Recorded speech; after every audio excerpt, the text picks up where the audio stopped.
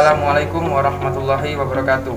Kami dari kelas 11 MIPA 5 dari kelompok 1A dengan nama anggota saya Bowo Azhari, saya Inaya Safriana, saya Citra Fadila Kurnianti, saya Ampul Wamuna, saya Dini, dengan guru pembimbing Dr. Anda Yuliantini. Di video kali ini kami akan membuat alat peraga sel syaraf dengan bahan dasar telur, sosis, dan mie instan.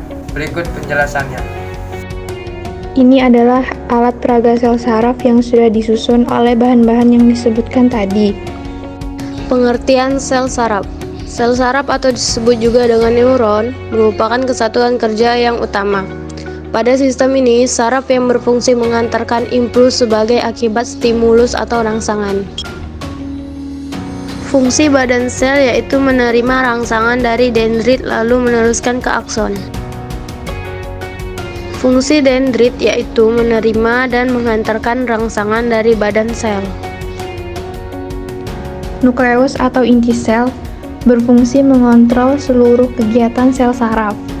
Fungsi utama nukleus adalah sebagai pusat perintah dan juga untuk mengontrol aktivitas sel. Hal ini terjadi karena adanya benang kromosom yang terdapat di dalam nukleus. Selaput atau selubung mielin adalah selaput pembungkus neurit. Selubung mielin tersusun dari lemak. Fungsi mielin adalah melindungi akson dan memberi nutrisi. Bagian dari akson yang tidak terbungkus mielin disebut nodus Ranvier. Nodus Ranvier adalah bagian atau titik pada akson yang tidak terbungkus selubung mielin. Nodus Ranvier memiliki diameter sekitar 1 mikrometer. Nodus Ranvier berfungsi untuk mempercepat impuls saraf.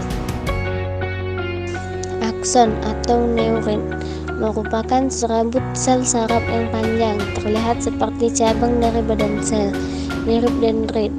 Beda akson dan dendrit yakni jumlah akson hanya ada satu dan ukurannya lebih besar dan panjang. Fungsi akson adalah mengantarkan rangsangan dari badan sel ke efektor, yakni sel kelenjar dan sel otot.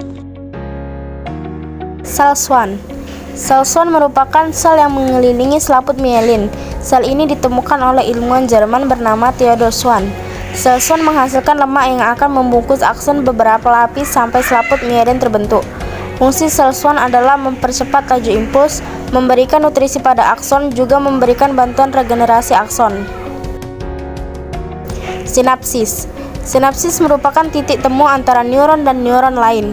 Sinapsis terbentuk akibat pembengkakan akson. Sinapsis mengaitkan tiap neuron sehingga memungkinkan terjadi pertukaran informasi. Pertukaran informasi ini terjadi dalam bentuk zat kimia yang disebut dengan neurotransmitter yang diproduksi oleh bulbus akson, yaitu kantong yang berada di ujung akson. Sekian penjelasan dari kami. Wassalamualaikum warahmatullahi wabarakatuh.